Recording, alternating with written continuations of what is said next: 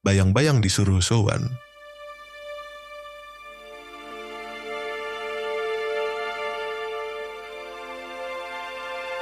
Pagi menyingsing di pelabuhan Banten. Cahaya matahari perlahan menari di atas permukaan air, membiaskan kilau emas di antara tiang-tiang layar. Pasar pun ramai, dengan teriakan tawar-menawar yang bertaut dalam banyak bahasa. Ada aroma cengkeh yang tajam, lada yang membakar hidung, dan manis kayu manis yang melayang di udara hangat. Tawa anak-anak terdengar nyaring, berlari di antara kaki orang dewasa. Namun, di balik keramaian itu, sebuah badai diam-diam mulai tumbuh. Bukan dari laut, melainkan dari dalam istana sendiri. Di antara kerumunan, seorang pemuda berlari membawa kabar penting, yang mengabari VOC telah mendekati Sultan Haji. Jika itu benar, maka badai akan segera pecah. Dan bagi Banten, ini bukan sekadar peristiwa ini awal dari perpecahan. Di dalam ruang istana, Sultan Ageng berdiri di depan peta kerajaannya. Wajahnya tegas, namun matanya menyimpan beban.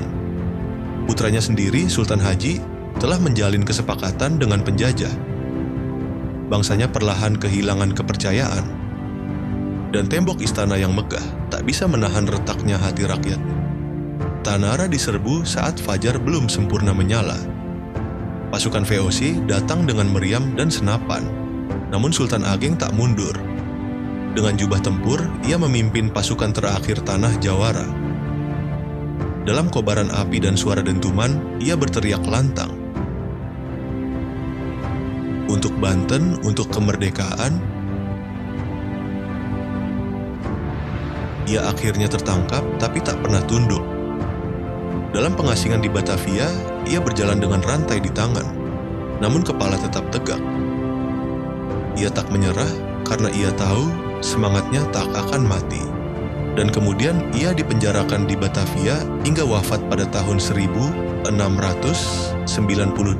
di dalam penjara dan dibawa kembali ke Banten untuk dimakamkan. Hari ini, Masjid Agung Banten berdiri megah, menjadi saksi sejarah yang tak pernah padam. Pasar kembali hidup, dengan tawa dan langkah kaki yang menghidupkan lorong-lorong lama. Anak-anak kembali tertawa, di tanah yang dulu dipertahankan dengan darah dan keyakinan. Bayang-bayang perjuangannya masih menyala bukan sebagai kenangan, tetapi sebagai cahaya yang menuntun arah di tanah para jawara.